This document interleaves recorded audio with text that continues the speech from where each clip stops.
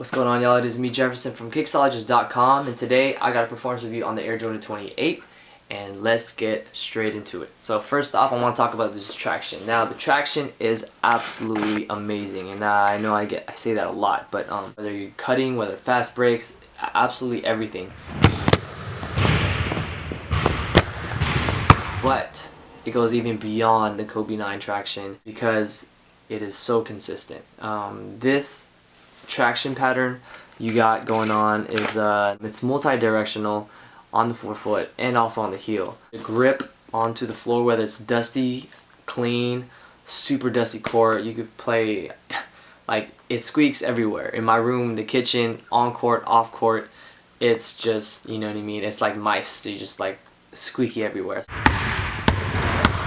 This shoe keeps your foot planted on the surface of the hardwood and is ready for the next step. The dust doesn't really get stuck. You know when you have a dead ball and you swipe and whatnot all the time at every single dead ball, you don't really got to do that with this. Like that's rare when it comes to basketball shoes, and mostly all the basketball shoes I play in, I swipe here and there, even the Kobe 9s, which is why I put these over the Kobe 9s by far over in the traction department, because you know I didn't have to swipe every single time.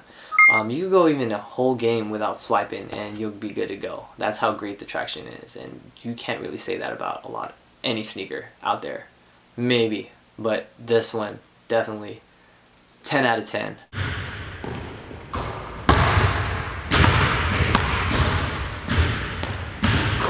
Alright, so the cushioning of this Air Jordan 28 is broken into two technologies. You got unlock zoom and you got flat plate technology. You have the outsole, which is this white part, and then you got the midsole, and then right above that you got the Nike Zoom, and above that is the flat plate, which maximizes the responsiveness of the Nike Zoom unit. It's pretty much two Zoom bags together, but right above that is the flat plate. In a regular Nike Zoom shoe, the Nike Zoom is targeted, which is probably kind of like this. With them adding a flat plate right above the Zoom unit, it's more pressurized. So basically, as you come down, it's gonna disperse the energy throughout the whole footbed because it is a plate running from the heel to the forefoot, giving you a lot of feedback. And you could really feel this when you're on fast breaks. So the cushioning on this is definitely something you gotta experience. Every hooper gotta experience. But it's a good investment, and just buying the shoe just for this is worth it. It delivered every single time. Like, it was consistent. 10 out of 10 for cushioning. Also, I did forget to mention that there is a zoom unit in the heel as well, which isn't as crazy as a forefoot, but it doesn't really got to be, which is, I love that Jordan did that, because if they would have put like two of these in both areas, I've been like, yo man, you just bouncing too much. You just need to bounce in the forefoot, which is what you should be playing on anyway. Well, way better than Lunarlon, way better than Air Max, and definitely way better than regular Nike Zoom. So hopefully Nike could use unlock zoom in their regular Nike basketball shoes. I would love to see unlock zoom in a Hyperdunk. That'd be dope, man.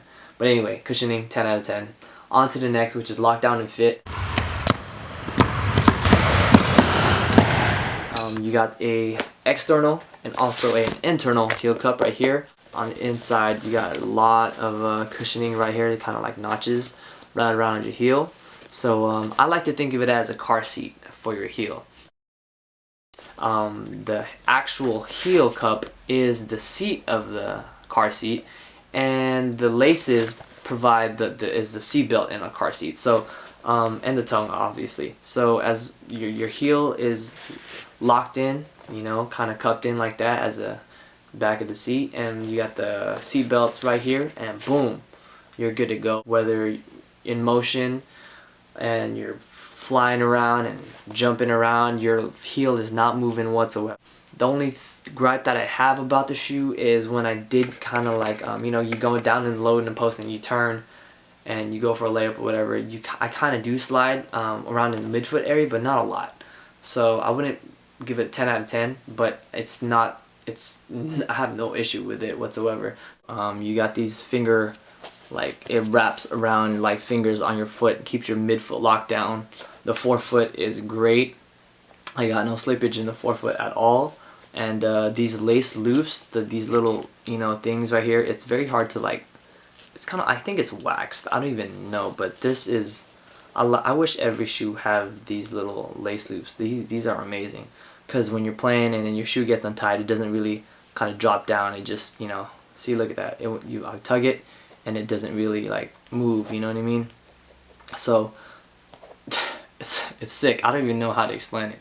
The tongue is nicely padded. It isn't super padded, but it isn't thin at all, like the Hyperdunks, the Hyperdunk 2012s and 2011s and Hyperfuse. For some reason, all the Nike tongues are so thin, but the Jordan brand, you know, keep it straight and simple. Not super lightweight, but it don't have to be. I hate how tongues are super slim. I hate it, because when playing basketball, you want it as tight as possible, and then when you got a thin tongue, man, it just dings it in your foot. Like, why do they even do that? Like, thin tongues are annoying. So I'm really glad that the tongue is nicely padded. I did have some slippage when I was in a post, and I would just turn and my feet would kind of slide in the shoe. But that could be my socks. But the Shroud does help a lot, which is why I like the original over the 20 SE. I feel a little bit more stable with the actual tongue, the Shroud down like so. Play like a low top or a mid top, whatever. And zip it up like 3/4 up here. There you go, like that. Plays quick. The lockdown is perfect. Forefoot, midfoot, heel. 9 out of 10. Great job, Jordan Brand.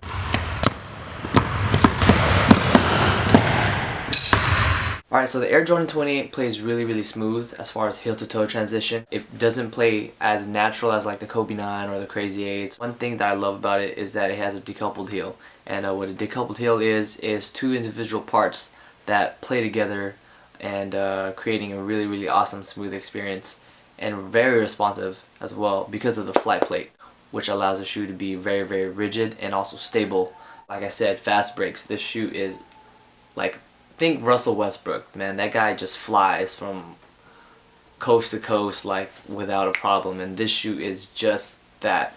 And so if you like fast breaks, this shoe will just boost your feet and performance like to another level, like truly. So heel to toe transition, I love this. 9 out of 10 for sure.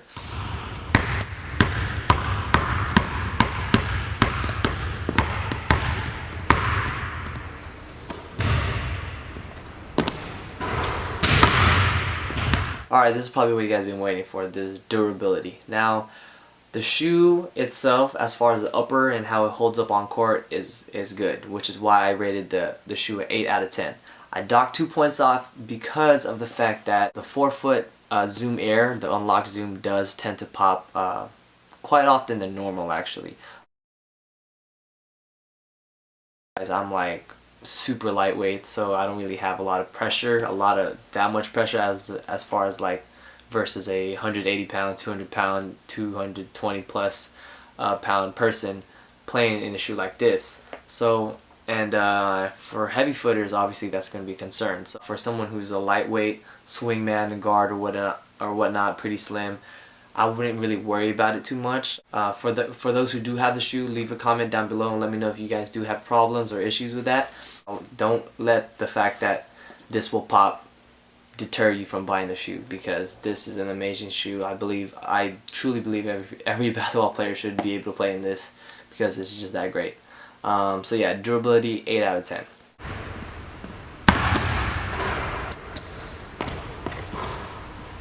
Alright, lastly I want to talk about is ventilation. I only graded a 6 out of 10 because you don't get a lot of ventilation anyway, because you got Shroud right here, which has no holes. The air is pretty much coming through the sides of it. That's if you have the Shroud down.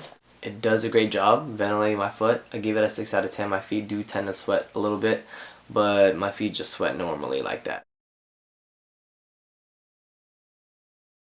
13. I'm gonna go ahead and just go on a limb and say that this is shoe of the year for sure, by far, as far as like performance wise. Like, so overall I got the score down to a 9.1 out of 10. I know that sounds kind of low. When I added all the scores, it just ended up being 9.1, but if I were to grade it, I'd be 9.5. It isn't perfect, but this is the closest as you can get to a perfect shoe. But anyway, go check out the detailed review. I have it on kicksology.com. I'll post a link down below.